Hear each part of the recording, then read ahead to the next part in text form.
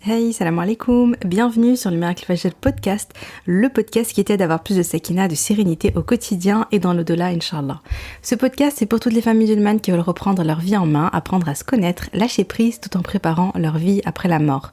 Je suis Oumaima, j'ai écrit le livre Ton dernier regard et si le jour de ta mort devenait le plus beau jour de ta vie, dans lequel je raconte l'histoire inspirante de ma maman et surtout sa magnifique mort, Rabbi yarhamha. Via ce podcast, je partage chaque semaine des outils, des conseils, des astuces, mais surtout une bonne dose d'inspiration et de rappel pour être plus sereine et épanouie au quotidien et dans l'au-delà. J'ai une conviction et c'est le fil rouge de tous les épisodes de podcast. Et si le bonheur et la sérénité appartiennent à ceux qui se lèvent pour le Fajr. Installe-toi confortablement et bonne écoute. Alors j'espère que vous allez bien. Ça fait plusieurs semaines que les podcasts qui sortent sont des podcasts que j'ai enregistrés, ça fait ça fait un petit moment, c'était avant l'été. Et là, je fais une petite pause pour enregistrer un épisode de podcast très particulier. Et ce qui est dingue, c'est que c'est particulier pour deux raisons. La première raison, c'est que je me suis dit, ouais, on arrive au 100e épisode de podcast. Je suis trop contente d'être arrivée jusque-là. Et donc, je voulais quelque chose de spécial qui sorte de l'ordinaire. Je voulais marquer le coup, comme on dit. Et en même temps, en fait, il se trouve que là, tout de suite, aujourd'hui, le jour où j'enregistre l'épisode, on est le samedi 7 octobre 2023. Et il se trouve que ma maman, Rabbi yarhamha, elle est décédée il y a 6 ans. Et ça, par contre, c'est pas fait exprès. Je m'en suis rendu compte ce matin de la date. Et Rabbi yarhamha, et qu'Allah nous réunisse avec elle au paradis, qu'Allah fasse miséricorde à tous nos morts. Et donc aujourd'hui, pourquoi c'est un épisode spécial? Donc si t'as lu les titres, bon, toi tu le sais, mais c'est parce que j'ai un invité. Déjà, c'est un homme, et ensuite, c'est mon petit frère. Donc, pour celles qui ont lu le livre, donc je parle de mon petit frère, il fait partie donc de la famille Ounaïs. Et aujourd'hui, je suis chez lui, j'ai pris mon micro avec moi, et je m'incruste chez lui pour un épisode de podcast très spécial. Donc, Ounaïs, il a 24 ans, je crois. Il est papa depuis pas longtemps d'une petite princesse, c'était il y a quelques mois. Et il est marié. Et bienvenue Ounaïs chez toi et dans le podcast. Merci beaucoup. Alhamdulillah. Tu vas bien? Ça va, alhamdulillah, et toi? Ça fait plaisir de te recevoir chez moi. Et c'est vrai, subhanallah, ce que tu as dit. Ce matin, c'est ma femme du coup qui me disait que c'était le 7. En fait, elle avait vu la story d'Ella. Et elle disait, subhanallah, ça fait 6 ans que ta maman est décédée, Allah yarhamha. Donc, alhamdulillah, on profite si on peut parler d'elle en bien et lui faire des doigts, alhamdulillah. Amin, Rabbi yarhamha, ouais, alhamdulillah.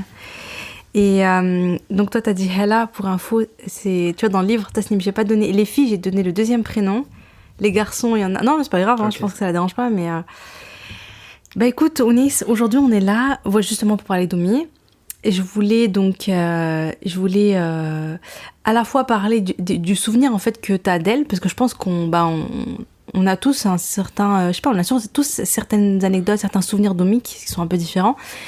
Et aussi, pour parler un peu de toi, comment toi t'as vécu la maladie d'Oumi, son décès, le deuil, etc. Parce que les personnes qui ont lu mon livre, elles ont mon point de vue à moi. Et elles ont en fait, comment moi, toute ma vision, en fait, comment moi j'ai vu les choses. Mais aujourd'hui, j'avais plutôt envie de partir sur le tien. Et leur donner aussi des nouvelles de toi, parce que c'est marrant, parce que souvent les gens qui ont lu le livre me disent oui, et après, genre on veut un tome 2 pour savoir la suite. Ouais, c'est marrant, ouais. Déjà, c'est marrant parce que t'as vu dans le livre que tu as écrit, t'as noté Ounaïs, mais t'as pas mis le tréma. J'étais sûre que t'allais parler de ça. Ah, ça, fallait que je le dise. J'y ai pensé, je me suis dit, c'est obligé que j'en parle parce que du coup, c'est avec un tréma. Parce que si on connaît pas, les gens ils le lisent Ouné ou Ounès. Ah oui. Alors que mon prénom c'est Ounaïs, tu vois. Et voilà, c'était la petite parenthèse. Mais que dire, du coup, en fait, si tu veux, hier, quand on en a parlé, je me remémorais un petit peu des petits souvenirs. On commence par là, on est d'accord? Des petits souvenirs que moi j'ai vécu, que tu connais pas forcément, tu vois, ce qui est normal. Déjà, ce qu'il faut savoir, c'est que Oumina Arhama, elle disait j'étais parce que je suis le 3e en partant de la fin. Oui. Alors j'ai les 2 petits. Et j'étais le garant des 2 petits déjà, tu vois. Elle me disait, en gros, moi, les Waïl, en gros, tu t'en occupes, tu vois, t'es leur grand frère, même si j'avais d'autres grands frères, mais on va dire, j'étais plus proche d'eux, tu vois. J'avais la responsabilité. Et cette responsabilité, Allah alam, si j'ai pas de bêtises, même quand elle était malade, elle me l'avait rappelé. elle m'avait rappelé, elle m'avait dit que du coup, fallait que je m'occupe de mes petits frères. Bon, je fais comme je peux, alhamdoulilah, tu vois. C'est un peu plus compliqué de toute façon quand tu te maries, etc. Tu fais ton chemin, mais alhamdoulilah, au moins j'essaye de faire ça pour elle, tu vois, alhamdoulilah. Après, en petite anecdote, j'avais des anecdotes que je me suis gardées. Mais juste avant de parler des anecdotes, je voulais juste savoir, toi, comment tu décris Oumi? Genre, si tu devais parler d'elle, tu dirais c'est une femme qui est comment Si je devais parler d'elle, ce que je dis aux gens, je dis c'était une femme, parce que quand on va raconter des anecdotes de Rahma, que ce soit les gens qui l'ont côtoyée, ou moi je le vois à travers les gens parce que parfois, surtout en gros à la mosquée, les gens qui ont connu Abi et que leur femme elle a connu Oumi, ils me disent mais ma femme elle tu sais ta mère par rapport, tu sais, en fait il se passe le message, tu vois. Ils disent machallah, vous avez une belle famille, vous avez eu des parents machallah alayhum, tu vois. Genre ils parlent de Oumi comme un être, tu vois, machallah, ça, elle a fait quelque chose de grand dans sa vie, tu vois. Et alhamdoulilah, elle a fait beaucoup d'efforts, tu vois, pour nous éduquer, pour éduquer ses copines, ses amis, même ceux qui ne l'étaient pas, enfin, forcément, dans le sens où, en gros, des connaissances. Et en fait, ce que les gens aussi, ils pensent pas forcément, tu sais qu'il y a un cheminement dans tout ça, tu vois. Elle a pas commencé comme ça, à 14 ans, elle mettait le hijab, elle a fait sa vie, zama, tu vois, une vie pieuse, entre guillemets. Il y a eu un cheminement. Et c'est ce que je dis aux gens, je dis en fait, ce qu'elle a fait dans sa vie, alhamdoulilah, il y a du bien, il y a beaucoup de bien, dans le sens où en gros, nous aussi on peut espérer à ça, tu vois. Même si à notre échelle, mais alhamdoulilah, tu vois, genre c'est pas quelque chose d'inaccessible, mais faut mettre la sincérité dans ce qu'on fait. Et faut toujours chercher, en fait, pour moi, faut toujours chercher à se rapprocher d'Allah, tout simplement. En fait, là, ce qui est intéressant, ce que tu dis, il y a plusieurs choses. D'abord, c'est intéressant quand tu dis par rapport aux hommes, parce que je pense qu'eux, ils ont vu l'impact chez leurs femmes. C'est-à-dire qu'ils ont vu leur femme, elle allait voir, tu vois, elles allaient, quand Oumi, elle faisait des assises à la maison et tout, elles y allaient, elles assistaient, ou quand Oumi, elle donnait des cours. Et tu vois, ils voient leur femme, elle rentre à la maison et elle est à fond, tu vois, elle est plus dans le djinn, elle est motivée, etc. Et en plus, Oumi, des fois, elle donnait aussi des conseils, tu sais, dans le couple. Les femmes qui avaient des problèmes, tu vois, elle essayait de les aider et tout. Et du coup, quand ils voyaient... Et c'est vrai que, je pense, la dernière fois, je suis partie chez une amie d'Oumi, Khalti Fatima, tu vois. Ouais. Et elle me disait, parce qu'il venait de perdre son mari, et elle me dit, tu sais, elle me dit, mon mari, il me laissait aller chez personne. Elle me fait, juste ta mère, je pouvais y aller quand je voulais, comme je voulais et tout, parce qu'elle savait que c'était une bonne influence, quoi. Bien sûr. Et aussi, cette idée que tu viens de dire, qui est de... Oui, elle a cheminé et elle est partie d'un point de départ qui est comme nous, en fait, comme les personnes qui écoutent, etc. Et juste, elle a cherché tous les jours à se rapprocher, tous les jours à faire des efforts avec des hauts et des bas. Et c'est normal. Mais, en fait, elle a jamais lâché cette idée avec cette intention sincère de « je veux me rapprocher d'Allah ». Et ouais, par exemple, quand t'as vu, t'as parlé du hijab, par exemple, je crois qu'elle l'avait porté, elle devait avoir 19-20 ans. Pour elle, c'est un peu tard, tu vois, genre, elle l'a mis, voilà.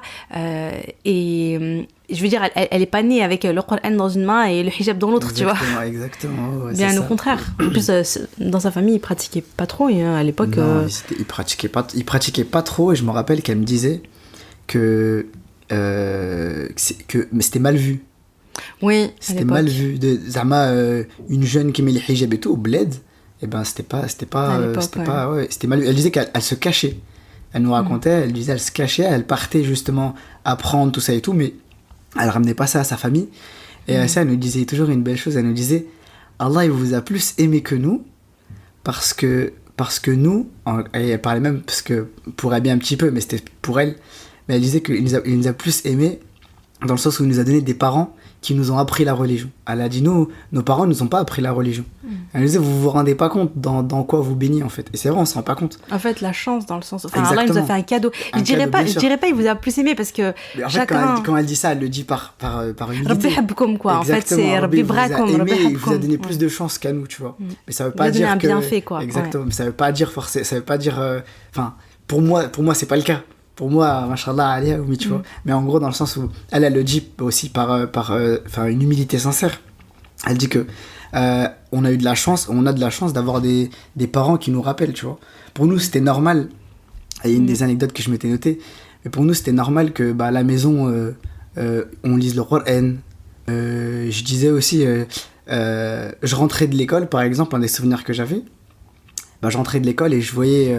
ouais, du coup, pour nous, c'était normal, en fait, quand on rentrait à la maison, et de voir Oumi, tu vois, avec le Coran dans les mains. Ouais. Je me rappelle, j'ai un souvenir, c'était... je la voyais, soit Miskina était à la cuisine, parce que du coup, elle préparait à manger, soit elle avait le ménage, ou soit, tu vois, on faisait... elle avait un livre dans les mains. Elle apprenait, tu vois, que ce soit le Coran, tout ça, tu vois, elle se nourrissait de ça au quotidien, tu vois. Et genre, pour moi, toutes les familles, c'était comme ça, tu vois. Genre, pour moi, c'était une éducation normale. Et après, c'est quand tu grandis avec le temps, toi, t'as l'habitude, on te dit va à la mosquée, t'as l'habitude, on t'apprend tout ça, même sur le comportement, etc., comment tu te comportes avec les gens et tout. Et plus, genre, tu grandis, et après, plus tu te rends compte, tu vois, en fait, malheureusement, il y a des gens, ils ont pas eu cette chance-là, tu vois. Ça veut pas dire qu'ils sont pas, mais tu te rends compte de la... C'est un bienfait, en fait, c'est un cadeau, c'est un bienfait qu'il faut reconnaître, et en gros, moi, je remercie mes parents pour ça, tu vois, que tout ce qu'ils nous ont donné, et tout ce qu'ils nous donnent encore, alhamdoulilah, tu vois. Ouais, ce qu'ils nous ont transmis. Exactement. Ouais, subhanallah. Je pensais à... La dernière fois, je me faisais la réflexion, je crois que j'en ai déjà parlé dans le podcast et tout, mais je me disais, Oumi, il y avait ces 3 trucs qu'elle faisait. Sa vie, elle était un peu basée là-dessus, sur l'apprentissage. Comme tu as dit, elle avait plein de livres et tout. L'apprentissage, à travers les conférences, etc. Elle apprend, elle applique. Tu vois, elle le fait elle-même. Les conseils qu'elle donne, elle les fait elle d'abord. Et ensuite, elle transmet. Tu vois, elle fait da'wa et tout. Et c'est ça que je trouvais... en fait, j'ai l'impression que sa vie, elle était basée sur ça. T'es d'accord ? Mais bien sûr. En plus, une fois, je parlais avec Abi, tu vois, on parlait de tafsir, tu vois. Parce qu'en ce moment, je vais bien écouter des tafsirs, des sourates un petit peu et tout, parce que en vrai, c'est bien de comprendre aussi ce que tu récites, par exemple. Tu vois. Bah oui. Et il me disait que elle faisait des exhortations le jeudi avec les sœurs. En gros, elles se posaient, tu vois, ils apprenaient. Ouais, exactement. Parfois même, elle avait je crois qu'elle avait la mosquée aussi, la mosquée des femmes. Elle faisait des assises. Le vendredi. Après Jumu'ah, le vendredi après Jumu'ah, c'était à la mosquée. Okay. Et le jeudi, elle allait chez Hanan, elle réunissait plus les jeunes et tout. Le vendredi, c'était plus les personnes âgées. Je crois que c'était le vendredi alors plutôt. Mais elle faisait les assises, tu vois, elle prenait les livres de tafsir. Et tu vois, elle les enseignait aux personnes. Enfin, elle faisait des explications, tu vois. Enfin, l'explication de l'explication. Parce qu'elle prenait pas le Coran, elle avait pas le ilm non plus de faire le tafsir comme ça, mais elle prenait le tafsir et elle faisait l'explication, tu vois, du tafsir. Et genre, c'est incroyable, tu vois. Parce que c'est trop beau, en fait. Tu vois, genre, tout ce qu'on va... Enfin, on parle de trucs avec Abi et tout, de religion et tout, tu vois. Et même lui, tu vois, il fait toujours référence à ça, tu vois. Et c'est trop beau. Enfin, alhamdoulilah, tu vois, c'est... Ouais, je me rappelle. Mais je me rappelle, elle avait fait tafsir de Surat Nour, plusieurs sourates et tout, qui avaient plein de sagesse. Et elle était beaucoup dans l'apprentissage et la transmission. Et ça, c'était tout le temps. Même à la fin. Moi, je me rappelle, quand elle était malade, elle faisait la chimio. Elle continuait à venir. Après sa chimio, elle allait dans les cours du jeudi. Et elle faisait les cours. Et je me rappelle, des fois, on n'était pas trop concentrés. Ou bien il y avait des absentes et tout. Et au même, elle nous disait... Ah, viens, vous vous rendez pas compte, vous avez pas la valeur. Un jour, je serai plus là. Hein. Exactement. Et toi, tu te dis, ouais, mais non, et tout. Et en fait, si, c'est vraiment là. C'est comme Obélix. Genre, c'est cette référence. Obélix, il a baigné dans la soupe, tu vois. Ouais. Et du coup, quand il goûte, ça lui fait plus rien, tu vois. Ah ouais. Et sauf que jusqu'à ce qu'il en a plus, et c'est à ce moment-là qu'il ressent le manque, en vrai, tu vois. Alors qu'Astérix, c'est quelqu'un, il l'a pas goûté, et quand il goûte, tu vois, il a du peps. Et cette référence, on me la sort souvent. Enfin, dans le sens où, en gros, quand tu baignes dans un truc, après, c'est dur pour l'être humain de reconnaître ce qu'il a, tu vois. Oui, c'est quand tu manques. Exactement, c'est quand t'as le manque et après tu te rends compte. Après tu te dis, ah ouais. En fait, alhamdoulilah. J'aurais pu, ouais, exactement, il a fait ça, alhamdoulilah, tu vois. Mais dans le sens où en gros tu te rends compte de la valeur, que ce soit de la personne, des enseignements de la personne, etc., tu vois. Ou par moment tu te dis, t'aurais eu bien besoin d'un conseil, t'aurais eu bien besoin, parce que toi, quand Allah est décédé, je sais pas, t'avais quel âge, t'avais 25 ans, 26 ans 26, ouais. T'avais 26 ans, j'en avais 18, ouais, il en avait 14. Il était à 14, ouais, il était à 14. Il allait sur ses 15. Je crois qu'il il allait sur ses 15. Il avait 14 ans.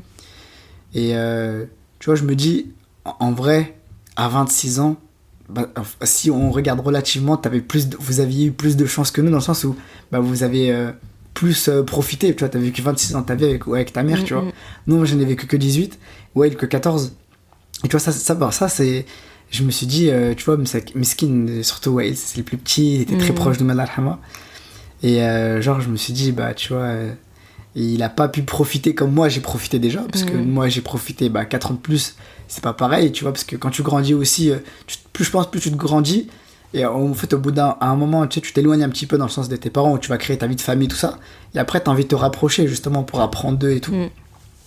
Et alhamdoulilah, j'essaie au moins de le faire avec Abi, tu vois, je profite de lui au maximum maintenant, parce que, alhamdoulilah, je me dis que nos parents, ils sont pas éternels, tu vois, donc je prends de ce que je peux prendre de mon père avec qui, alhamdoulilah, j'essaie d'être plus proche, d'apprendre de lui aussi, tu vois, parce que Moumi, c'était une grande femme, mais il faut préciser aussi qu'Abi, c'était un grand homme, tu vois. Après, je sais pas si t'en parles ou pas.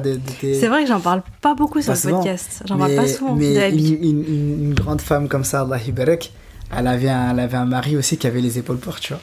Et moi, je fais une petite dédicace à mon frère, c'est normal, hein, tu connais. Entre garçons. Je ferai écouter l'épisode, il va être content. Inch'Allah. Non, mais c'est vrai. Oui, c'est vrai. Il a participé aussi à notre éducation. Et là, je profite, tu vois, j'essaie de profiter un maximum de lui et de sa personne pour justement, je me dis, voilà, il a quand même, il est âgé maintenant, tu vois. Ouais. Rabbi Haoudouk les préserve et qu'Allah nous réunisse au paradis. Ouais, et puis aussi, il faut que je l'invite aussi sur le podcast. Bah ouais. Il y a plein de qualités, Inch'Allah. Il y a certaines anecdotes, t'étais même pas né, wesh. Ouais, c'est clair. Faut qu'un jour je le ramène ici pour qu'il nous raconte son parcours. Comment il est passé de acteur de théâtre, je crois, un truc comme ça. Ouais. Et je crois même, on a trouvé le film où il a joué. Sérieux? Mais je pourrais pas le dire. Sérieux? Ouais. Et t'as dit ça?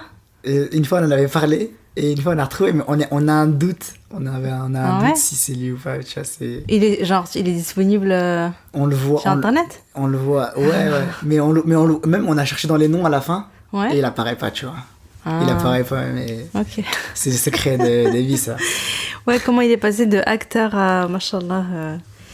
Ouais, subhanallah. Bon, écoute, là, je voulais aborder maintenant un petit peu Ah oui, non, avant de parler de ce dont je voulais parler, je veux dire, t'as quoi comme souvenir de quand t'étais enfant? Par exemple, moi, ce qui m'a marqué, ce que j'aimais bien, ce qui m'a marqué, c'était, par exemple, le soir avant de dormir, Oumi qui vient et qui nous raconte les histoires. En plus, je parle de ça dans mon livre.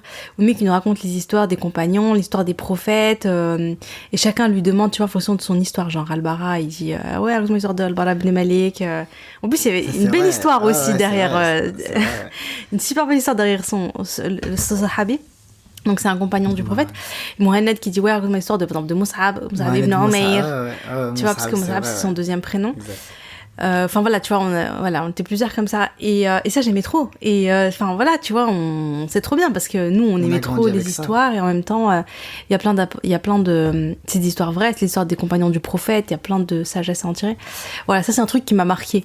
Toi, est-ce qu'il y a des choses comme ça qui, je sais pas? Moi, je me l'étais noté aussi parce que c'est vrai en fait, on a eu la chance d'avoir grandi avec ces histoires là. Ouais. Toutes les nuits, je me rappelle, on l'appelait et on aimait trop l'histoire de Moussa alayhi salam. Parce qu'elle était longue déjà. Elle parlait longtemps, tu vois. du coup, elle nous racontait l'histoire de Moussa. Au final, subhanallah, après, quand tu essaies d'apprendre un petit peu, tu sais, la vie des prophètes, etc., la vie du prophète sallam, les compagnons, tu te rends compte qu'il y a plein de choses que tu connais déjà. Et je me dis, en plus, c'est des enseignements qui te marquent dans ta vie. Ouais. Parce qu'on te raconte l'histoire d'un prophète ou l'histoire du prophète sallam ou des compagnons. Ça reste en toi, tu vois. Et après, parfois, il peut même t'arriver une situation, tu te dis, tu vois, c'est le but. Tu peux t'inspirer, exactement. Après, comme autre anecdote, il y a une anecdote, moi, elle était très marrante, mais c'est pour montrer la générosité d'Oumi. Elle est incroyable. Parce que moi, je suis trop bête. Hein. En fait, tu vois, quand je vivais dans l'autre appart, Oumi, elle faisait toujours ikram aux voisins. Et un jour, elle fait de la harira, je crois que c'était pendant Ramadan, ou je sais pas, tu vois. Et elle fait une harira. Et du coup, je l'emmène aux voisins. Moi, j'ai tête en l'air, tu vois. Genre, j'y vais, je toque chez les voisins, ils m'ouvrent, c'est pas les bons voisins. Et moi, je la regarde, je leur dis, ah non, c'est pas pour vous. Et c'est parce que c'était pas pour eux, ma mission, elle était pas pour eux, tu vois. Je dis, ah non, c'est pas pour vous. Après, du coup, il a rigolé, tu vois, le voisin. J'étais petit, il a rigolé, et après, il m'a dit, bon, allez, tu vois. Et du coup, je l'amène au beau voisin. Après, je rentre et tout, je vais remis, je dis, ouais, et tout. Je dis, j'ai toqué, je me suis trompé des voisins et tout. Je te dirai après lesquels c'est lesquels voisins, c'est trop marrant. Après, quand elle entend ça, elle me dit, quoi? Elle a refait une hijra sur place. Ah ouais? Wallah, elle a refait une hijra sur place. Et après, je l'ai ramené moi-même. Elle m'a dit, tu vas l'emmener aux voisins. Et du coup, je l'ai ramené, ils étaient contents, tu vois. Oh. Et sur place, elle a pas attendu le lendemain ou, attends, tu donnes envie Ouais. comme ça à un voisin, tu vois, c'est, wesh. Ouais. Et je me rappelle aussi une des qualités qu'elle avait qui m'a marqué, c'était nos voisins, on les connaissait tous. Ouais, c'est vrai. Par l'ikram, tu vois. On faisait toujours on ramenait toujours, on aimait bien ramener au petit vieux en bas, ils nous donnaient toujours des chocolats. Mais attends, j'allais dire, et tu te souviens que c'était même des non-musulmans, hein. Je veux dire, oui, les elle petits donnait vieux, pas c'était des non-musulmans. elle donnait pas que aux C'était tous les musulmans, aux voisins. arabes et tout. Elle donnait même, oui, je me rappelle le couple de personnes âgées, Ouais, des les petits pauvres, ils sont vieux. décédés en plus, les pauvres. Ah ouais. Ouais. Bah, elle, voilà, et même, je me rappelle, il y avait une famille aussi, tu vois, c'était des Français, voilà. Bah, ouais, elle y Mais allait, elle tout, envoyait. dans notre allée, il y avait des Français, des Arabes, il y avait Blacks. des Africains, Ouais. il y avait de tout. En fait, on s'en foutait, même des Bosniaques ou des, je sais pas. Ouais. Même on les croisait jamais. On allait, même les gens, tu vois, les gens qui étaient fermés, il y a des gens qui sont comme ça, tu vois. Je me rappelle, on l'a ramené à Ikram, leur cœur il s'ouvrait, tu vois. Bah ouais, non mais. Tu vois, ils allaient. Le cœur, il s'ouvre toujours devant un bon Exactement, plat. Hein. exactement. Tu vois, les gens, tu sais, ils s'ouvrent, ils sont contents. Et même, tu sais, Ils sont surpris. Exactement. Mais je me rappelle, même après, on faisait des bêtises, vu qu'ils savaient qu'on était les enfants d'El Raz. Enfin, oui, tu vois. Tu vois, ils se disaient, bah, Alice, tu vois, vu qu'on connaît les parents, ils sont gentils, tu vois. Ça, c'était marrant. Ils font du bruit et tout, Je mais. te jure, mais ils se disaient, Mais bon. c'est pas grave. Exactement. Ouais, c'est vrai. Ouais. Mais ça, par rapport au ikram, la nourriture et tout, c'est trop marrant parce que moi, tu sais, quand avant d'écrire mon livre, j'ai fait un sondage et j'ai envoyé un questionnaire aux copines d'Omi où je disais, voilà, c'est quoi l'anecdote marquante sur Omi, c'est quoi le rappel que Omi, elle t'a fait, que t'as retenu et toutes ces choses comme ça. C'était pour m'aider, en fait. Et le truc, c'est que c'était trop marrant parce qu'il y a eu beaucoup de personnes qui m'ont dit, j'étais enceinte et ta mère, elle m'a envoyé un plat d'orfissa, j'étais malade et elle m'a envoyé à manger, enfin des trucs comme ça. Et c'est marrant parce que tu te dis, bah ça c'est quelque chose, ils l'ont retenu, ça les a marqués, ils l'ont noté, tu vois. Ils ont pas dit juste oui, le rappel ce jour-là et tout, non, c'est la nourriture, ça Mais marque. l'ikram, exactement, mais c'est ce qui fait. Je trouve que le fait d'offrir quelque chose à quelqu'un, ben vraiment ça lui ouvre son cœur. Et après, quand une personne, tu lui ouvres son cœur, après, bah, c'est là où elle va vouloir apprendre de toi-même, tu vois. C'est là où tu peux donner un conseil à quelqu'un. Exactement, c'est là où tu peux transmettre. Quand quelqu'un a un cœur, il est ouvert, quand la personne, elle a envie de t'écouter, etc. Et ça passe par, justement, les ikram, tu vois. Ouais, c'est vrai. C'est pour ça qu'elle en faisait souvent. En plus, à la maison, elle réunissait les Ouais, sœurs. toujours. Notre maison, elle était ouverte. De ouf, ouais. Chez nous, c'était vivant. On rentrait, chez nous, c'était normal. Il y avait des khalati à la maison, dans le salon, tu vois. C'était normal. C'était tout le temps. Ouais, c'est vrai. Vraiment, c'était normal. Genre, on a grandi avec ça, tu vois. Je trouve que c'est ce qu'on a perdu aussi quand elle est décédée à la Rahma. Ouais. C'est que, tu vois, bah, on a senti que, bah, tu vois, la maison, elle vivait plus de la même manière, tu vois. Ouais, bah, Et ce qui est normal, ce qui est tout à fait normal. Mais en tout cas, c'était trop beau. Enfin, de se rappeler de ça, déjà, c'est magnifique, tu vois. Après, j'avais une anecdote aussi. Je l'avais. Elle n'a rien à voir par rapport à ce qu'on disait. Mais elle est incroyable parce que elle était d'une intellectualité. Enfin, intellect, plutôt, je sais pas comment on dit. Intelligente, oui. non, je sais pas. Juste pour faire simple. Ouais. Incroyable. Mais au niveau des sciences, tu vois. Parce que je crois qu'elle avait fait un bac, enfin, je sais pas, les bacs du bled, mais en gros, il y avait beaucoup de sciences. Elle a fait dedans. comme une licence, en fait. Oui, elle a fait un bac S, en gros, c'est comme un bac S. Et puis ensuite, elle a fait une licence en chimie, je crois. Ouais, comme ça. Je sais que c'était dans les sciences. Et j'ai des souvenirs incroyables, c'est que je crois que, en fait, au collège, donc que ce soit de la 6e à la 3e, on avait des devoirs de maths. On les faisait avec Oumi. Ouais. Et pour nous, elle était forte. Pour moi, c'était normal. Ouais. Et je me rappelle, j'ai des souvenirs vraiment. Soit elle avait compris l'exercice, et tu sais, en plus, en 3e, parfois, tu fais des trucs, faut se rappeler, tu sais, trucs de Pythagore, Thalès et tout, tu vois, c'est pas non plus. Même en seconde. Faut se remémorer, tu vois, exactement. Ouais. Et du coup, je me rappelle, elle me disait comme ça, hein, je lui ai ramené le livre, du coup, on faisait l'exercice, soit elle avait compris, elle pouvait me l'expliquer, en me laisser faire, elle pouvait me corriger, soit elle me disait, tu me laisses 2 minutes, je lis la leçon, et après, et subhanallah, elle lisait, elle comprenait, tu vois, je me suis dit quand même, à 40 ans, tu vois, je me suis dit, moi, à 40 ans... ouais, purée, moi, maintenant, j'ai oublié exactement, là, ça fait 10 ans, j'ai quitté le truc, les machins, ouais. je te jure. Et Et je me dis, ça c'était incroyable. Genre au niveau des mathématiques, c'était une tête. Ouais, Allah c'est vrai. yabarak, tu vois. Moi, elle m'aidait jusqu'en... Je crois, c'est en première qu'elle a commencé. Hein. Quand j'étais en première S, c'est là où elle a commencé un peu à lâcher. Mais jusqu'en seconde, moi aussi, ouais, elle était là, elle m'aidait. Ouais, je me rappelle. Mais c'est vrai. Mais en plus, elle avait ce truc aussi. Elle aimait les sciences. Et on dirait presque qu'elle les utilise au quotidien. Tu vois, c'est-à-dire, genre, sa phrase préférée, c'était dans la cuisine, rien ne se perd, rien ne se perd, rien ne se crée, tout se transforme. Genre, elle faisait ça pour éviter une petite parenthèse pour vous expliquer. C'est, dans la cuisine, quand elle cuisine, elle veut pas donc de gaspillage. Et du coup, quand il y a des trucs qui vont bientôt se gâter, bah, elle fait en sorte de les transformer en des choses que tu peux manger, tu vois. Elle me disait rire. Et elle disait ça, rien ne se perd, rien ne se crée, tout se transforme. Mais souvent, elle utilisait ses connaissances. Et des fois, ça surprenait les gens. Tu vois, ils sont en mode, mais...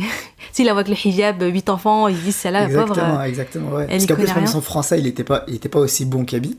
Ouais. Mais elle parlait très bien français, elle s'exprimait, tu vois, mais son français n'était pas aussi bon qu'Abi. Ouais, mais elle nous parlait en arabe. Exactement. Mais, et tant mieux, heureusement, parce que, voilà... Même, ouais, nos parents, ils nous parlent en arabe. Et anecdote par rapport à ça, c'est aussi pour montrer que, tu vois, c'est un humain comme tout le monde. Je me rappelle, une fois, j'avais un problème de maths. Elle trouve pas la leçon, tu vois. C'était l'heure de la salat. Elle va saler, elle revient avec un sourire, elle me dit j'ai trouvé le calcul pendant ma prière, tu vois. Je dis pas que c'est vrai, tu vois, mais elle s'est rappelée du calcul. J'ai cru que t'allais me dire, elle a fait de doigts, et Rabbi, il l'a illuminé, mais ça se trouve, c'est ça aussi, hein. Et en vrai, elle est revenue, elle avait la réponse, tu vois. Elle est revenue avec un sourire, elle m'a dit, j'ai trouvé la réponse. Mais n'empêche, avec tout ce qu'elle avait à faire, elle avait encore le temps là pour faire les devoirs, les trucs, ouais. Elle restait comme enfants, 8 enfants, et en plus, regarde, je sais pas s'ils sont au courant, mais j'ai fait le calcul entre toi et le plus petit Wael. Il y a 11 ans d'écart. Il y a 11 ans, c'est-à-dire que quand il est né... 12 ans, ouais, peut-être. Ouais, mais toi, t'es né en... Non. En février, je suis né. Mais non, je crois que j'ai fait... je fais le calcul. D'accord. Je crois qu'il y a 11 ans. Moi, même s'il y a 12 ans. Ouais. On va dire 12 ans. 11 ans et demi, un truc comme ça. Et ben, genre, je me dis, à 12 ans, déjà, toi, t'avais 12 ans, et t'avais déjà 7 petits frères et sœurs, tu vois. Ouais. Et Oumia, elle avait 8 enfants. Et la plus grande, elle avait 12 ans, tu vois. Mais elle était jeune, en fait. Mais oui, c'est ça. Elle était jeune, mais même après, toi aussi, t'as eu beaucoup de responsabilités quand t'étais petite. Enfin, tu t'es quand même occupée de nous aussi, tu vois. Je l'aidais, ouais. Tu t'as quand même participé, tu vois. Mais genre, je me suis dit, c'est incroyable. Là, j'ai un enfant. J'ai un petit enfant et alhamdoulilah, j'ai pas toute ça, j'ai tout miskina. Genre ça, je me dis, tu vois, c'est du boulot et tout. Mais je me dis là, après l'année d'après, un enfant, l'année d'après, un enfant, après 2 ans après. Tu vois, je me suis dit quand même, franchement, faut avoir un courage et une force, tu vois, sans pareil. Parce que c'est pas que faire des enfants, c'est aussi éduquer, tu vois. Éduquer ses enfants. Alhamdoulilah, tu vois, alhamdoulilah, moi je suis content de l'éducation que j'ai reçue, tu vois. Et comme je disais, déjà, chez nous, il y avait la baraka, alhamdoulilah. Ouais, on avait beaucoup de baraka, tu vois. On n'a pas grandi avec les dernières baskets, par exemple, tu vois. On n'avait pas les... Je me rappelle, moi, Mahed Wael, on avait souvent les mêmes baskets quand on était petit. Tu vois, tu prends la même paire. En plus, ça ne crée pas de jalousie aussi, tu vois. Bon, on n'aimait pas parce qu'on était habillés pareil, mais pas de jalousie. En gros, on vivait avec hamdoullah, avec la baraka d'Allah. Mais on a appris tellement mieux que du matériel. Genre, tous les enseignements, tu vois, tout ça, bah, ça au final c'est tout ce que j'ai retenu, tu vois, parce que le matériel, après quand tu grandis t'as de l'argent, bah, tu pourras t'acheter des habits, tu vois, mais quand tu grandis et que t'as pas eu d'éducation, exactement, c'est ça le vrai héritage, exactement, c'est ce que j'ai dit, l'héritage de l'argent, si on a tant mieux, si on a pas, je m'en fous, moi je veux juste l'éducation que j'ai reçue, que je la transmette à mes enfants, tu vois, et ainsi de suite, et c'est ça, c'est pour moi c'est ce qui est le plus important, tu vois. Ah mais c'est clair, mais tu vois, souvent, beaucoup vont... On a tendance, en fait, à penser, tu sais, comme on a notre esprit truqué par Donia et tout, quand t'as des enfants, te dire, oui, il faut que je les sécurise, il faut, par exemple, que j'achète un appart, il faut que j'ai un machin, comme ça, ils sont bien, si jamais il m'arrive un truc. Alors qu'en fait, le matériel, Rabbi peut leur donner, te fais même pas de soucis pour ça, hein. L'imktoubalé, il va le recevoir, tu vois, si quelque chose est écrit pour ton enfant, il va le recevoir. Mais par contre, l'héritage qu'il faut laisser, ouais, c'est clair, c'est l'amour d'Allah, c'est Rida Allah, c'est les rappels que tu fais, c'est ce que tu leur apprends de ton dîn. Ça, par contre, ça, c'est précieux. Et ça, c'est... Parce qu'après, quand... Ouais, comme t'as dit, le matériel, de toute façon, ça vient, ça part, ça vient, ça part. T'en C'est auras pas... un moment. T'en auras un moment. Tu vas travailler, tu vas gagner de l'argent. Ce que t'as besoin, Rabbi va te le donner, il va te le donner, tu vois. Toi, tu fais les causes. Après, mais par contre, l'héritage du djinn, ça c'est important. Et le souci doit être là-dedans, en fait, quoi, pas dans le reste. C'est après, si t'as de l'argent, tant mieux. Si tu gagnes bien ta vie, tant mieux. Mais le plus important, c'est ce qu'il y a dans ton cœur, en fait. C'est clair. Et d'ailleurs, je me dis, regarde, comme t'as dit, Oumi et Abi, ils n'avaient pas beaucoup de moyens et tout. Et pourtant, il y avait tout le temps la baraka, on manquait de rien, etc. Bon, c'est sûr, il n'y avait pas les marques, etc. Mais concrètement, on manquait de rien, alhamdoulilah. Au contraire, il y avait vraiment cette sorte de baraka. Et d'ailleurs, ça me rappelle, tu vois, un jour, je sais plus, je crois, on avait des invités un peu surprises. Et juste après, subhanallah, on a reçu un ikram surprise, tu vois. Des personnes qui viennent, qui nous donnent et tout. Et c'était marrant parce que tu vois, c'est là où tu vois la baraka, c'est-à-dire subhanallah, c'est Rabbi qui ramène ce dont tu as besoin, au moment où tu as besoin.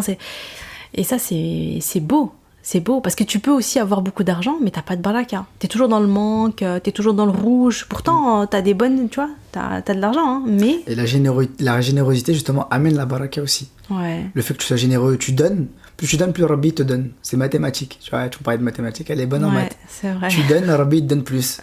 Et c'est vrai, on donnait beaucoup. Les gens, peut-être, ils peuvent dire, on n'a pas beaucoup, on peut se permettre de pas donner et tout.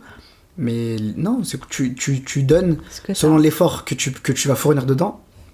Et après, auprès d'Allah, bah, c'est Rabbi qui s'en occupe. Ça se démultiplie, c'est un investissement en fait. C'est un investissement que tu fais auprès d'Allah. Tu sais, je dis souvent, Oumi, pour moi, c'est comme si elle commerçait avec Allah, tu vois. Et des fois, je voyais presque dans ses yeux qu'elle est en train de faire ses calculs, tu vois, genre, là, je vais leur partager un rappel, là, je vais leur apprendre une doua, là, je vais faire ikram et tout. Enfin, tu sens qu'elle saisit les bonnes opportunités comme ça. Et qu'elle le fait pour Allah. Et avec humilité, c'est-à-dire pas en mode, ouais, regarde, j'ai donné et tout. Pas du tout, tu vois. Tu sens que c'est... C'était sincère. Je le fais pour Dieu, tu vois, pour l'au-delà, tu vois, je le fais pour Allah, je le fais pour l'au-delà, et comme tu as dit, genre, c'était vraiment avec humilité. Enfin, j'ai jamais ressenti genre moi je connais, toi tu connais pas, je viens, je t'enseigne, trucs comme ça et tout. Non, ça n'existait pas. C'était toujours avec humilité. C'est ça qui était magnifique, tu vois. Ouais, c'est vrai. Même les gens, des fois, quand ils faisaient des compliments, des choses comme ça, tu sentais qu'elle était en mode non, tu vois, genre, non, je suis personne, machin. Laisse Rabbi, il reconnaît, j'espère un jour. Le reste, qu'est-ce que, voilà, c'est... Et c'est aussi un petit peu, entre parenthèses, c'est la posture que j'ai envie d'avoir, moi, dans le podcast, tu vois, que je fais, là, le podcast que je transmets, tout, voilà, c'est cette posture d'humilité, parce que des fois, il y a des personnes qui me disent, Mima, j'ai lu ton livre, il a changé ma vie, j'ai fait ça, et moi, ouais, merci, tu te rends pas compte et tout. Je suis en mode, non, mais c'est Allah, tu vois, enfin, voilà. Exactement, c'était profitable, tant mieux, Tant mieux, mais voilà, tu vois, et tant mieux si Rabbi, il a utilisé mon livre comme une cause. Exactement. Alhamdoulilah, tu vois. Mais après, voilà, tu vois, moi, après, c'est Rabbi. J'espère qu'un jour, il me enfin, voilà, tu vois. Qu'il accepte. Qu'il accepte, voilà, c'est ça. C'est qu'Allah, il accepte. J'espère qu'Allah, il acceptera le livre. Bah, en parlant du livre, tu l'as lu ou pas, mon livre, du coup? Ton livre, je l'ai pas fini. J'en étais sûre. En fait, j'ai lu le début. Et quand t'as commencé à parler de l'histoire, quand t'as parlé des souvenirs, j'ai bien aimé en plus. Ça, c'était ouais, les chapitres 1 tu vois, j'aime bien, exactement. Après, quand t'as commencé à parler, je crois que c'est quand tu rentres au moment où tu parles de Oumela Rahma, la maladie et tout. Ouais. J'ai pas réussi à lire. C'est pas genre j'ai eu un blocage. C'est un moment où je me suis posé, j'ai fermé mon livre. Et j'ai pu. Je veux dire, la force ou l'envie de le lire. Ouais. Pas parce que le livre il est bien écrit, sauf qu'en fait l'histoire je la connais, et je la connais à ma façon, et je l'ai vécu à ma manière, tu vois. Ah, ok. Et en fait je me dis, tu vois, les souvenirs ça peut être trompeur aussi. Oui, c'est vrai. Parce que on entend souvent, des fois tu vas regarder une vidéo, tu vas lire quelque chose, et après ton cerveau il te fait croire que c'est ton souvenir à toi, tu vois. Ah, quand j'étais petit j'ai fait ça alors que t'as jamais fait ça. Et tu vois, je me suis dit, en fait, si je lis avec du recul, hein, je dis pas ça, j'ai pas pensé à ça tout de suite, tu vois. Sur le coup j'ai juste pas fini de le lire. Mais avec du recul, je me suis dit, en fait, mes souvenirs, je les ai, ils sont propres à moi. Ouais. Et tout ça, c'est tout, en fait. Genre, Oumaima, c'est son point de vue à elle. Et nos points de vue, ils sont très proches. Genre, ça me dérangerait pas de le lire, hein, soit c'est pas... Mais dans le sens où, en gros, il y aura sur quelques ressentis, ben, j'ai peur en gros de perdre mon ressenti à moi pour prendre le tien, parce que sur les livres, j'ai juste à le lire 2 fois et mes souvenirs ils peuvent être Carrément. biaisés, tu vois. Ok, c'est très intéressant. Je croyais que tu allais me dire, ouais, c'était trop dur et tout. Non, moi c'est pas question de dur, moi ça me dérange pas de okay. bah non, on en parle, tu vois, au contraire ça me fait plaisir, genre tu vois, alhamdoulilah, on fait des doigts, on pense à elle, alhamdoulilah, tu vois, j'aurais pas de problème. Et okay. Mais voilà, non, c'était pas dans ce point de vue là, c'était plus par rapport à ça, tu vois. D'accord, ok, c'est très intéressant et c'est vrai, c'est très pertinent ce que tu as dit, ouais. Parce que effectivement, tu peux vite. D'ailleurs, dans le livre, je crois qu'au tout début, je l'ai dit que c'est mon histoire, c'est ma vérité à moi, tu vois. C'est mes souvenirs à moi, c'est mon point de vue. C'est complètement subjectif en fait. C'est comment moi j'ai vécu et après. Faut que tu écrives ton livre en fait. Hein. Faut que tu écrives ta version. Mais en fait, ça se trouve, ce que je vais lire, ça va être exactement ce que j'ai vécu. Non, je pense que c'est un peu... Exactement, non, parce obligé. Que t'avais 26 ans, j'en avais 18. Ouais. C'est sûr que c'est pas pareil, on n'avait pas la même mentalité. Non, mais même sur le moment, on n'a pas les ressentis, on n'a pas les mêmes émotions. C'est pas... C'est sûr. Peut-être même des choses, ouais, c'est un peu... On peut faire 8 tomes, là, en fait. Voilà, chacun... voilà, on va faire ça, je vais dire à chacun d'écrire sa version de l'histoire. Je trouve un autre titre, je vais me prendre en photo. Ouais. Et c'est bon. Mort de rire. Non, mais c'est vrai. Mais ce qui est marrant, c'est que donc, quand j'ai écrit la première version du livre... Enfin non, la version finale en fait, mais juste avant de le publier en gros, je l'ai envoyé à toi, je l'ai envoyé à tout le monde en fait, à Abby, à mes frères et sœurs. Les filles l'ont lu tout de suite, elles ont beaucoup pleuré, etc. Mais elles ont beaucoup aimé. Moi je l'aurais fait lire parce que je voulais déjà savoir si elles étaient d'accord, c'est-à-dire si j'ai pas changé des trucs, si elles reconnaissent bien Oumi, si pour elles c'est... Tu vois, c'était pour avoir aussi, voilà. Et par contre, les garçons, personne ne l'a lu, je crois. À part Abby. Abby, il l'a lu. Je me demande s'il l'a fini. Hein. J'ai pas osé lui demander. Je sais pas. Je sais qu'aussi au Bled, ils l'ont lu, mais ils ont pas réussi à le finir, je crois. Pareil, c'était touché aussi. Peut-être il y en a, ils l'ont fini, il y en a, ils l'ont pas fini, je pense. Après, moi, j'ose pas trop revenir en disant alors. T'as lu. Je me dis, soit la personne, elle vient me le dire direct. Exactement. Sinon, après, c'est pas grave. Ah oui, non, ça me dérange pas. Hein, qu'on le lise ou qu'on le lise pas. Voilà, je peux comprendre les gens qui ne peuvent pas le lire par peine et tout. Oui. Je comprends parfaitement. Oui, carrément, je sais. Ok, justement, parlons-en. Du coup, je voulais parler un peu de... tant mieux en fait que t'aies pas lu le livre. Du coup, on va avoir ta version à toi, à 100%, Inch'Allah. Je voulais savoir, est-ce que tu te rappelles déjà, toi, le moment où comment tu l'annonces, comment tu découvres que Oumi...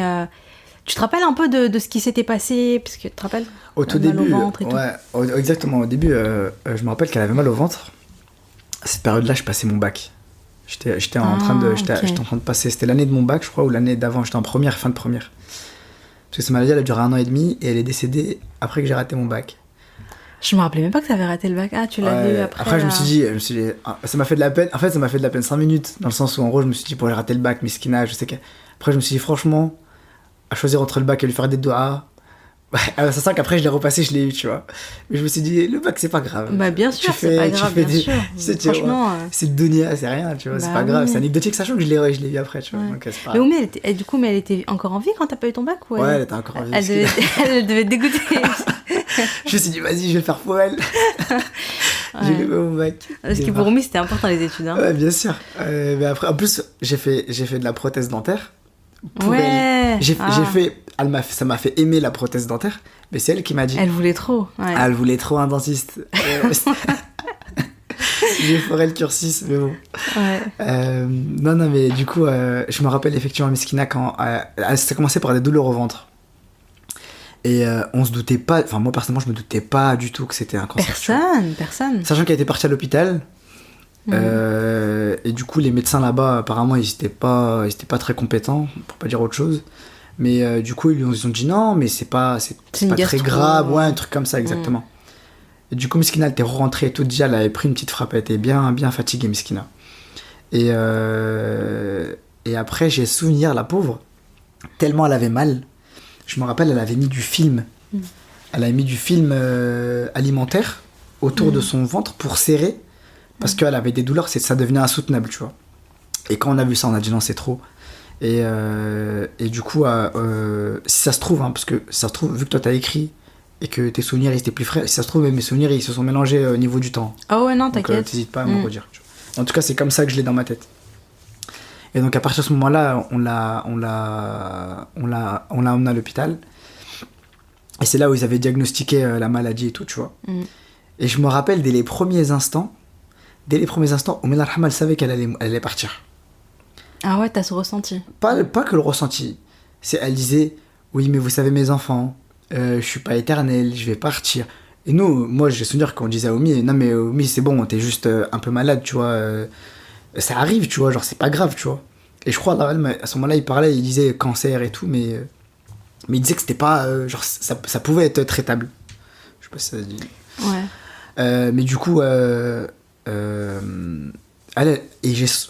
ressenti que à ce moment-là, du moment où elle a été malade, elle a commencé son testament.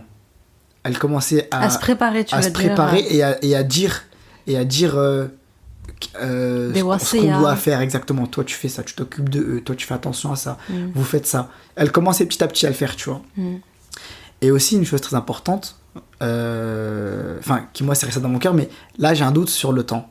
Je sais pas si elle me l'a dit quand elle était malade ou quand elle était pas malade, mais elle m'avait dit si t'as une fille, Inch'Allah, elle m'avait dit, j'aimerais bien que tu lui donnes mon prénom. Elle m'avait dit ça à moi, personne l'a su. Ouais, je le savais pas. Personne l'a su. Et regarde, subhanallah, comment elle a fait les choses. Parce que, je sais pas comment tu l'as appelé, mon grand frère, dans le livre. Ah, Ryan, je l'ai mis. Ouais. Ryan, il voulait appeler sa fille. Ah ouais? Il voulait appeler sa fille comme ça. Ah, je sais pas si tu te souviens. Je savais pas. Et moi, j'ai le souvenir, je me rappelle bien, parce que à ce moment-là, personne ne savait encore, tu vois. Il voulait appeler sa fille comme ça. Et après, vous lui avez dit que non, c'était trop tôt et tout, que c'était pas le moment, c'était pas... et c'était le mektoub. Et moi, j'ai rien dit à ce moment-là. J'ai pas dit non, c'est mon dû. Ouais. Parce que pour moi, c'était à moi, tu vois. Okay. Et j'ai rien dit à ce moment-là. Et Rabbi, il a fait qu'il a pas appelé sa fille comme ça. Ouais, c'est vrai. Ouais, c'est vrai. Et moi, t'as bien gardé le secret, hein, parce que jusqu'à ce que ta fille elle naisse, je peux dire comment elle s'appelle ta fille. Bien sûr. Oui, de toute façon, elle parle de ma mère. Donc Ouais, bah oui, c'est clair, j'ai oublié, mais pour dire les deux. Bien sûr. Parce que du coup, il a appelé sa fille. Donc, ta fille, elle a quel âge là? Elle a 4 mois. Elle a que 4 mois, hein, ouais. C'est un tout nouveau bébé.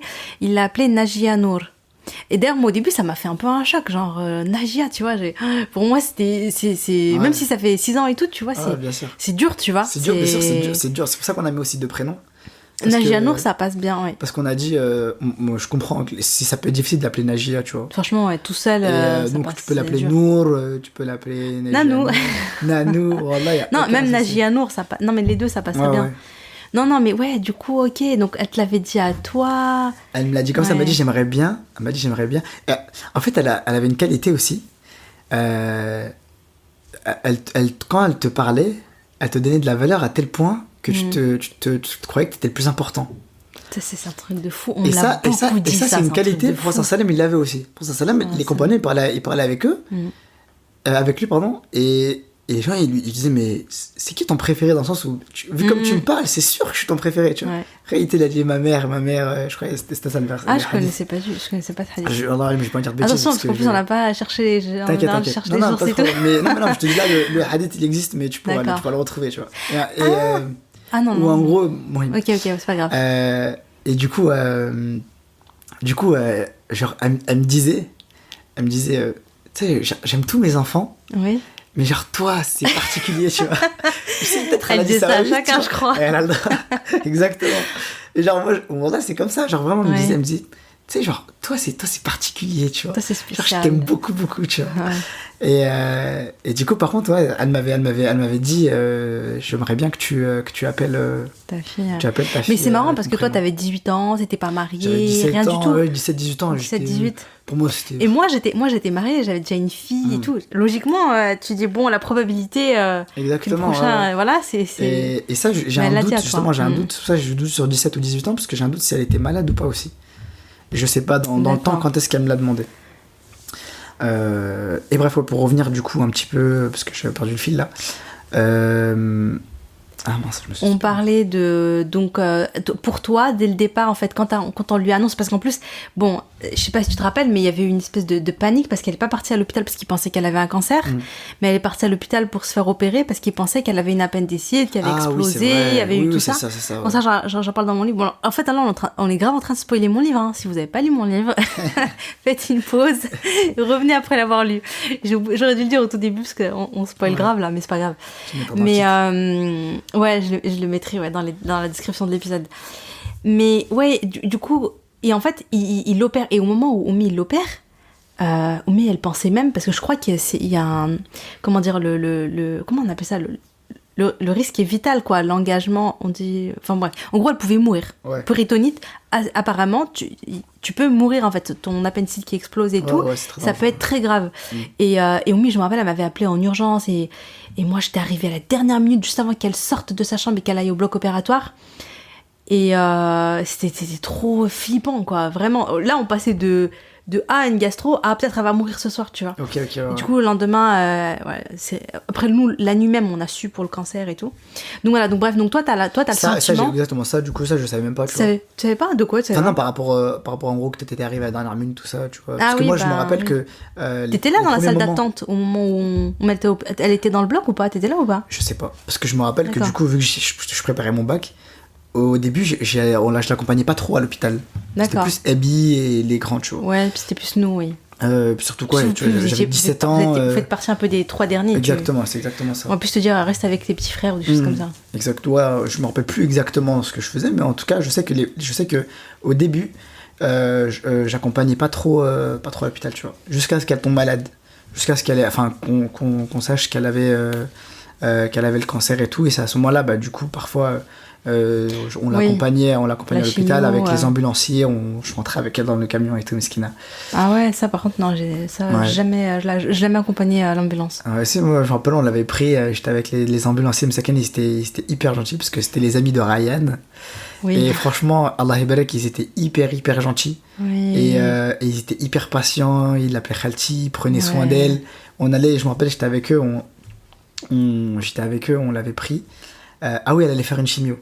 C'était un moment où elle allait faire une chimio. Mais non, les ambulanciers, c'était pour la radiothérapie, il me semble. Bah, la radiothérapie, pardon. C'était la fin, radiothérapie, là, hein. Ouais. Et je me rappelle que quand je l'emmène, la pauvre...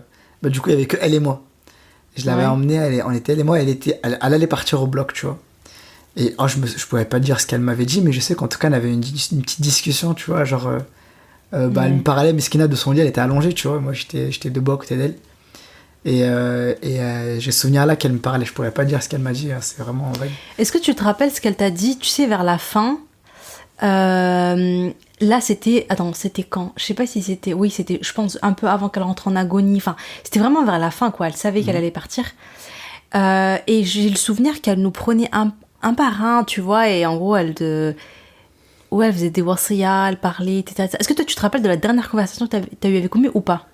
Est-ce que tu te rappelles des derniers moments que tu as eu avec Oumi ou pas? Alors je pourrais pas dire le dernier. Ouais, mais parce que le dernier, en fait, on était avec elle, en fait. Les enfants étaient autour d'elle pendant qu'elle partait. Hein. Non, je parle pas de ce moment-là, je parle des moments où elle t'a parlé, genre... J'ai un souvenir, alors je sais pas si c'est le dernier, mais je me rappelle qu'elle m'avait offert un cadeau. Regarde, ça c'est trop marrant. Je sais, ouais. Elle m'avait offert un cadeau, non, je pense que tu sais pas. Ah ouais, vas-y. Elle m'avait offert un coffret. Un coffret. En gros, c'était de l'eau de Cologne avec une crème pour les mains. Et ça, c'est marrant parce que regarde, elle a tellement le souci. Elle veut faire le bien. Ouais. Elle a tellement le souci pour moi, c'est ce qu'elle me dit. Elle m'offre le coffret, il y a l'eau de Cologne et il y a la crème pour les mains. Ouais. Elle m'offre, elle me dit tiens et tout, mon fils, c'est un cadeau que je te fais. Et je sentais que c'était le dernier cadeau, Meskina, tu vois. Oh là là, et elle me dit, par contre, la crème pour les mains, elle m'a dit c'est pas très bon pour la santé, mais autre chose, tu vois. C'est genre, elle prend tellement soin d'elle, enfin, de nous plutôt, que genre, même, tu sais, elle veut notre bien à tel point que je t'offre un cadeau, mais le mieux, utilise pas la crème des mains. Prends l'eau de Cologne si tu veux te faire plaisir, mais utilise pas la crème. Et ce là, le coffret, je l'ai encore, il est chez Abby. Je l'ai gardé là-bas. Mais je le reprendrai, tu vois, je le laisse comme ça là-bas, mais... Mais oui, parce que la parenthèse, les gens qui connaissent pas Oumi, mais ça, je crois que je l'ai pas assez dit dans le livre, on le sent pas assez. Mais Oumi, elle faisait grave attention à la santé. Elle était trop, elle était quand même, elle avait des connaissances avancées, tu vois, sur ce qui était bon, ce qui était pas bon. Attention les trucs, attention les produits chimiques, attention tous les fruits et légumes on fait passer dans l'eau le vinaigre, le bicarbonate. Elle faisait plein de trucs comme ça à la maison. Elle avait une allergie. Elle avait une allergie sur les trucs là, comment on appelle ça, les pesticides. Les pesticides, ou je sais pas, ouais. Donc sur les fruits. À tel point qu'elle gonflait. Ouais. Elle avait des zones qui gonflaient, tu vois. C'est-à-dire elle avait un détecteur sur elle. Oui. Un truc qui est pas naturel, et ben elle gonflait. Et du coup, tout passait par le vinaigre. Le vinaigre blanc, on faisait passer les légumes, tout ça et tout. Hop, après tu nettoies l'eau et après on mangeait. Mais elle faisait vachement et ça faisait la différence. Sur elle, ça agissait différemment. Elle avait pas ces allergies-là. Ouais, quand ça passait au vinaigre.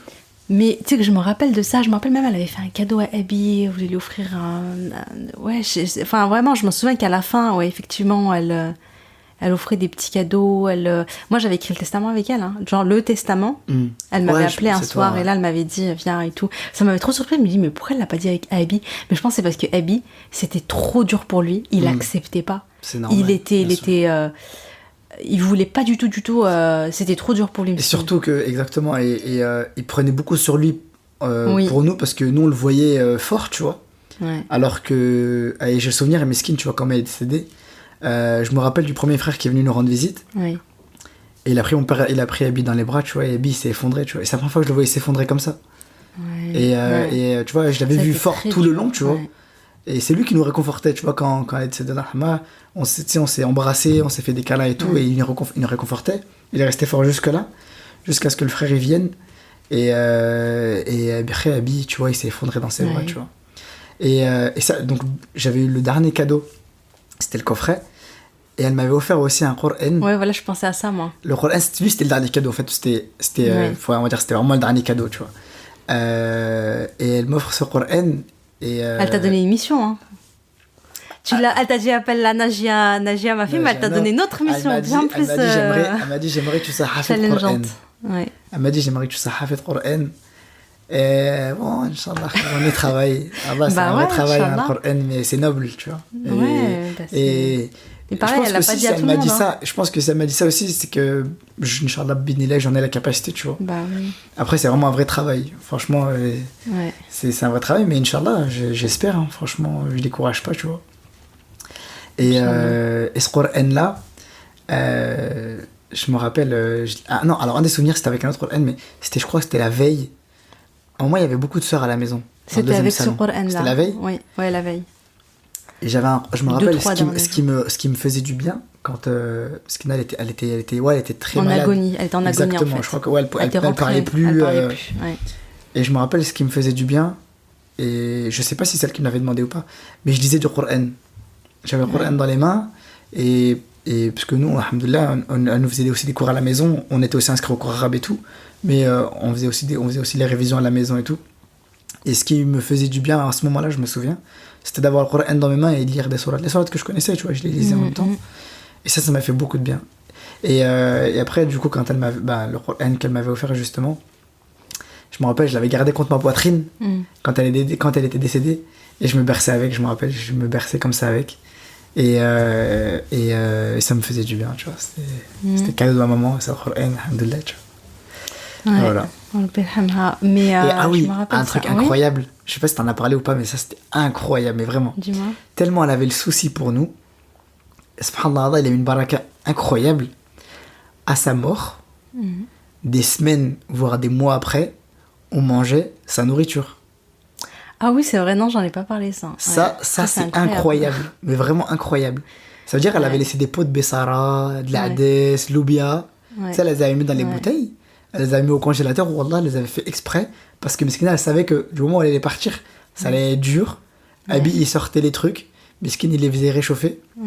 Et on se nourrissait de ça, tu vois. Ah, c'est dommage, j'en ai pas parlé dans le livre. Ça. Et ça, c'est incroyable. En vrai, c'est incroyable. Ça, c'est vraiment incroyable. Et elle avait le souci, tu vois, tellement elle avait.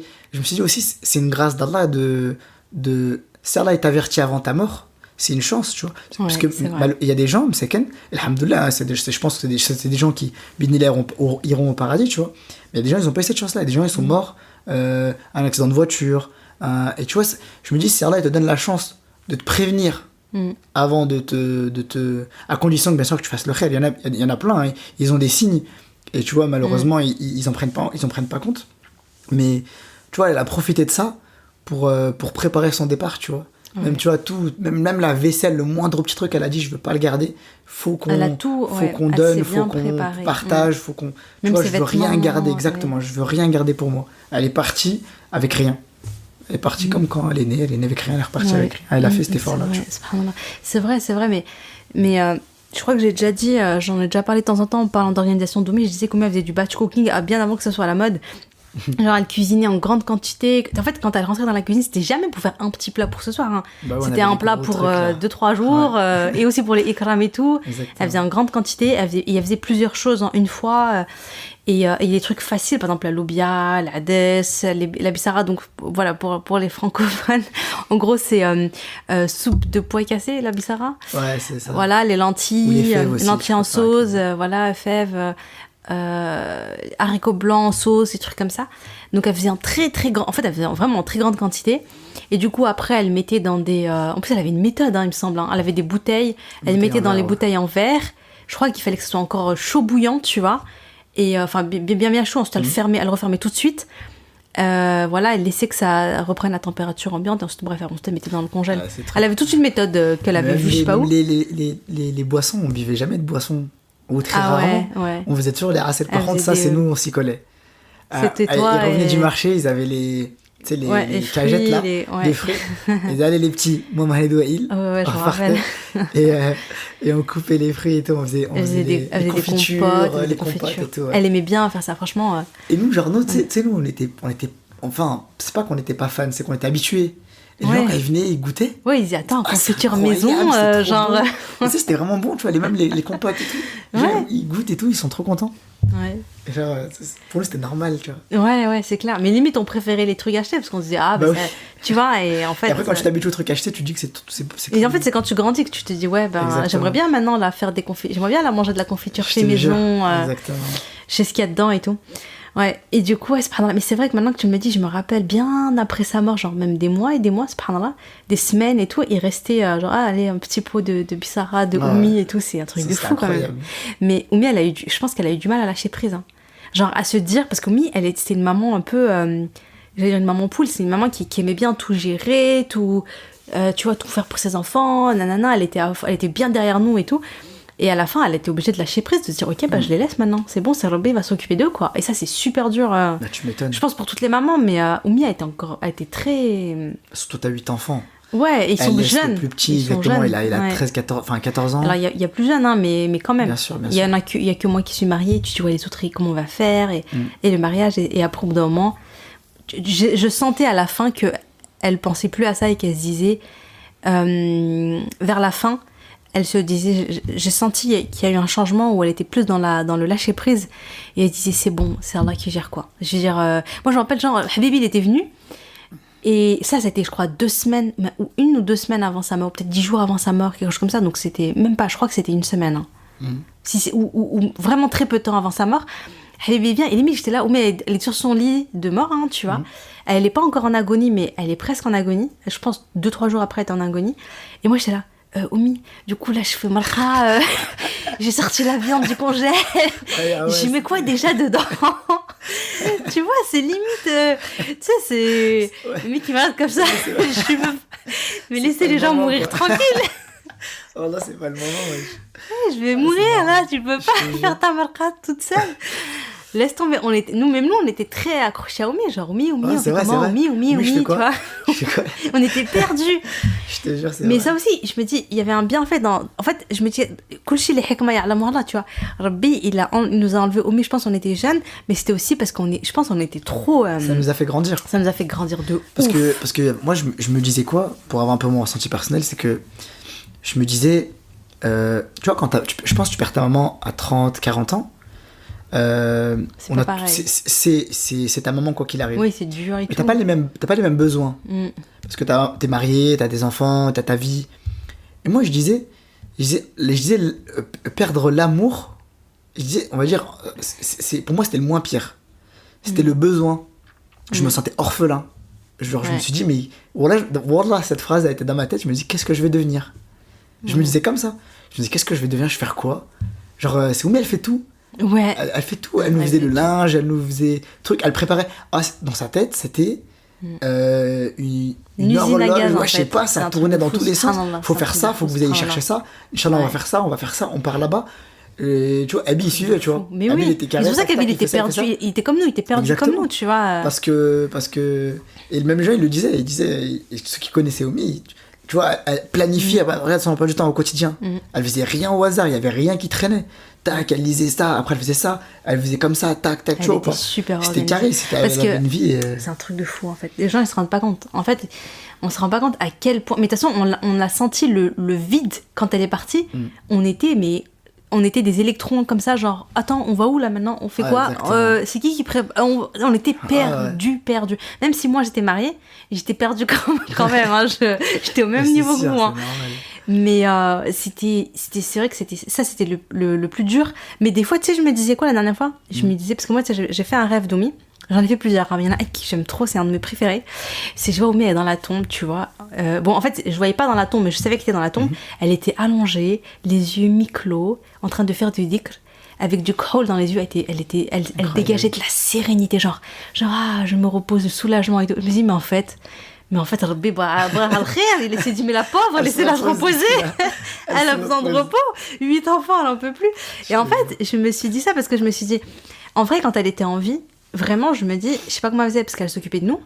On l'a dit, elle donnait les cours. Et comment tu peux avoir le temps de faire des cours? Elle appelle les gens, elle leur prenait des nouvelles des gens. Nos téléphones, ils sonnaient tout le temps, tous les jours.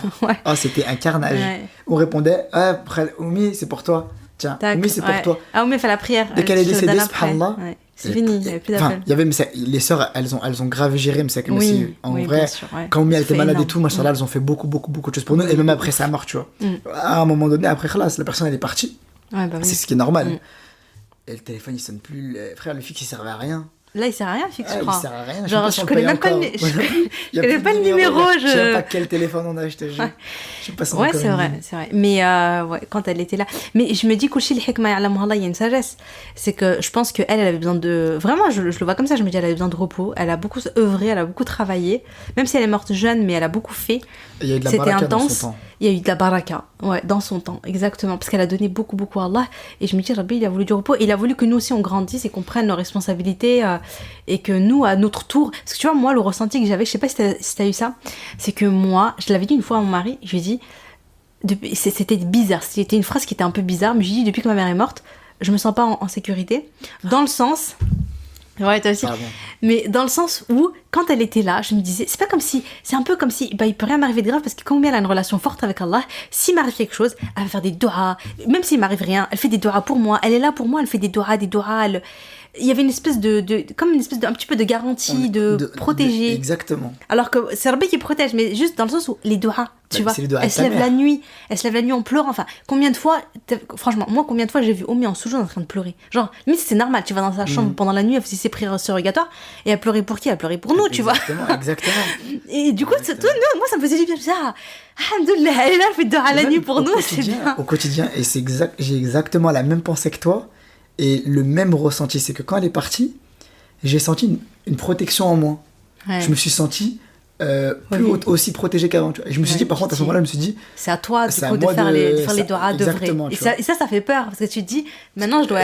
Est-ce que je vais assumer, en gros, tu vois, parce que Allah Ibarak, c'est vrai, on était baignés de doigts. Tu sors, tu dis ça. Tu vas aux toilettes, tu dis ça. Tu fais comme ça, tu mets ci, tu fais ça. Avant de sortir, tu dis ça. Et elle nous faisait tout le temps le rappel, tu vois, on s'éloigne un peu. Mais elle ne gardait pas pour elle, parce que beaucoup de doigts, on a appris beaucoup de doigts, tu vois.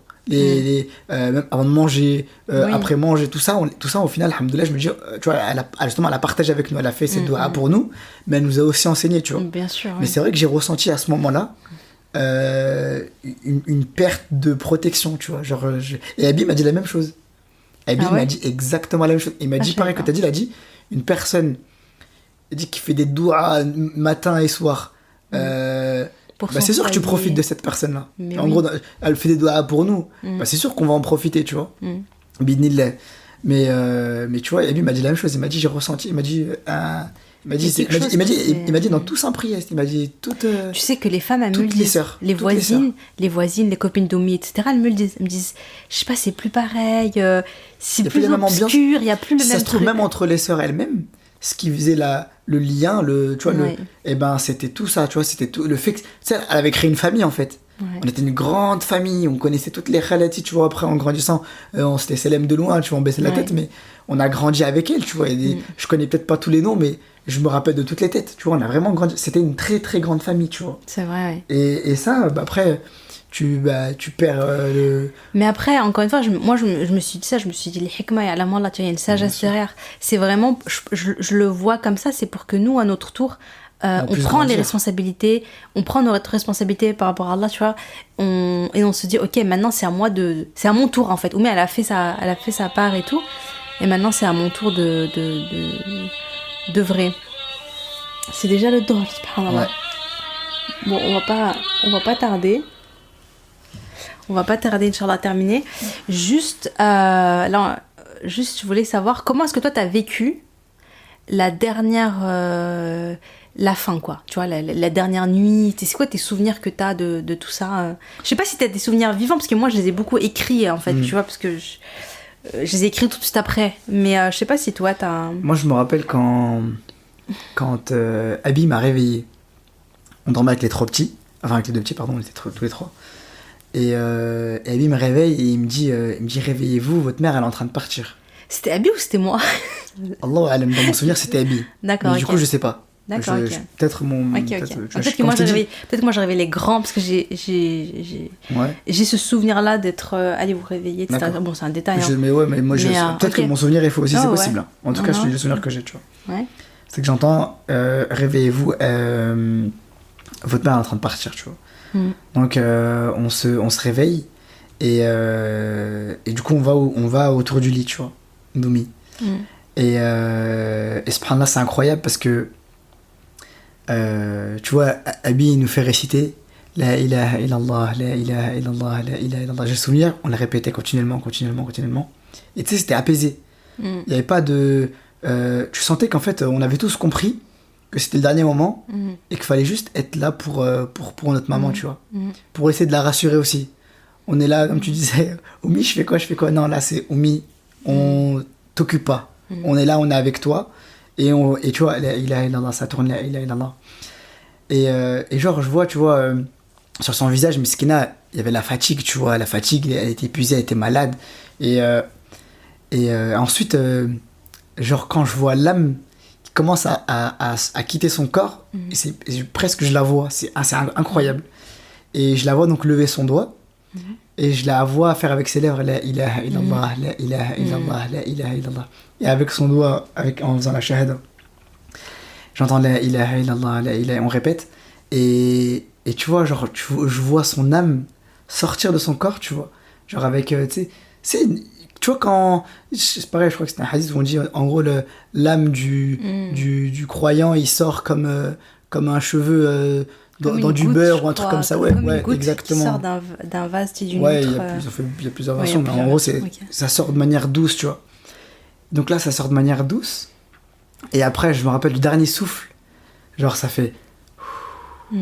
C'est calme. Et après, je vois son visage, il se détend. Ouais. Un beau sourire. Le repos, tu vois. Tu sens que c'est raha, tu vois. Et là, à ce moment précis, j'ai ressenti une sekina. Et comme Abby il dit, sekina, on peut pas la traduire par une sérénité. Parce que c'est plus que ça. Ouais. Sekina, c'est Allah, il te donne un moment, quelque chose de spécial, tu vois. On en avait besoin. Et Allah, il a descendu une sekina. Et on s'est senti rassuré, protégé, tu vois. Et ce moment-là, il était incroyable. Genre, cette sensation que j'ai vécue à ce moment-là, je l'ai pas revécue. À tel point, les gens, je sais pas si tu te souviens, en tout cas nous les hommes, c'était ça. Déjà, machallah, notre voisin du Dubaï nous avait laissé son appartement pour accueillir les hommes. Je sais pas si tu te rappelles. Non, j'avais oublié. Et ben, notre voisin du bas, c'était les Maliens. Ils nous ont laissé, on était très proches d'eux, tu vois. Et ils nous ont laissé leur appartement. Et du coup, on accueillait les hommes en bas. Et les gens, ils venaient, ils pleuraient, sinon on les réconfortait. Et les gens, un frère, il a pas compris, il m'a dit, mais c'est le monde à l'envers. Les gens, ils pleurent, et nous, on les prend dans nos bras. Je me rappelle d'une khalti avec qui elle était très proche, mais qu'elle était beaucoup là et tout, pareil. Elle pleurait et tout. Et nous, on la rassurait, tu vois, on était là. non, ça va aller, Khalti, pareil avec les frères et tout, tu vois. Et ça a surpris beaucoup de monde, à tel point que ça a même surpris la famille. Quand on était au bled, je me rappelle, je leur disais, mais en fait, j'avais la sincère conviction que ils avaient vécu la mort d'Oumi plus difficilement que nous, parce que eux, on les a juste appelés, on leur a dit Oumi, elle est décédée. Et ils ont vécu ce choc-là. Mais ils n'ont pas vécu ce que nous, on a vécu. Ce qu'on a vu, ce qu'on a vu, ce qu'on a ressenti et tout. Et du coup, en fait, j'ai compris, je me suis dit peut-être que eux, Msakin, ils sont peut-être même plus tristes que nous. Alors que nous, on était démunis. Tu vois, t'as perdu ta mère, t'as tout perdu. C'est incroyable, tu vois. Mais moi, j'ai senti que à ce moment-là particulièrement, là, il a descendu quelque chose de spécial et qui nous a tous fait du bien, tu vois. Et c'était incroyable. Et cette sensation-là, j'ai pas ressenti, tu vois. C'était à ce moment-là, Allah, il nous a descendu quelque chose de particulier pour nous protéger, pour nous rassurer, pour nous faire comprendre que elle est entre mes mains, ça y est, tu t'inquiètes pas, tu vois. Tu t'inquiètes pour celui, tu sais même pas s'il est mort musulman ou pas musulman, mais alhamdoulilah, tu vois, quand tu vois ça, tu peux que être rassuré. T'es très triste, ton cœur il est brisé, tu vois, mais t'es rassuré. Tu te dis, elle est entre les mains d'Allah, alhamdoulilah, tu vois. Alhamdoulilah, ouais, c'est vrai. C'est déjà, tu vois ce que t'as dit, je veux rebondir sur deux choses. Quand t'as parlé de au moment où elle est sur son lit, ou juste avant que toi tu la vois articuler la shahada. En fait, le truc de fou, c'est que quand elle est rentrée en agonie, elle parlait plus du tout. Et même, elle était figée. Je sais pas si tu te rappelles, elle était bloquée du visage. On dirait qu'elle était bloquée, on dirait qu'elle était pas paralysée, mais c'était un peu bizarre, tu vois. Et elle n'avait pas bougé depuis, voilà. Et subhanallah, ce moment, il m'avait marqué, tu vois, où tout d'un coup, on dirait que sa bouche, elle prend vie, sa langue, elle prend vie pour qu'elle articule. Et ça s'est passé, comme tu l'as dit, juste avant que l'âme, elle sorte. Et d'ailleurs, tu sais que quand l'âme est sortie, c'était trop bizarre, moi, parce que moi, j'avais pas compris que l'âme était sortie. En fait, j'ai vu son visage changer, j'ai vu le soulagement, le raha, comme tu as dit, le repos. Mais je me suis pas dit, elle vient de mourir. Je me suis dit, limite, j'étais à deux doigts de dire, je crois qu'elle va un peu mieux, là. Je sais pas, tu vois, genre... Et après, je sais pas, je crois que c'est toi, ou Albara, ou je sais pas. Ah mince, non, c'est pas grave. Ça fait le tête-lit, hein. C'est sorti tout seul. C'est pas grave. Et je sais pas c'est qui m'a dit non, mais là c'est fini, quoi, tu vois. Là, elle est morte, quoi. Je sais bien, en gros, on disait. Enfin, moi, j'avais. Pour le coup, j'avais compris. Au direct. Je l'ai vu, j'ai vu le. En fait, on nous a tellement aussi, dans notre éducation, parlé de la mort, éduqué dedans, on nous a expliqué comment ça marchait, entre guillemets, tu vois. Ouais. Et ben pour moi c'était évident, j'ai compris. Tu vois au début c'est normal, tu souffres, c'est l'agonie de la mort, elle est dure. Ouais, l'agonie elle est très, mais on dit très dure. Que en fait tellement quand tu vois la bonne nouvelle arriver, après ça y est, il y a plus de douleur, il y a plus rien, tu vois ou pas. Et c'est ce moment-là, genre je l'ai vu, j'ai dit subhanallah, tu vois le visage s'apaiser et tout. Et le dernier souffle, j'ai vu le dernier souffle, genre vraiment c'était un repos. Et pour moi c'était évident, après je sais pas qui t'a parlé. Mais moi sur le coup, j'ai appris, on s'est pris dans nos bras.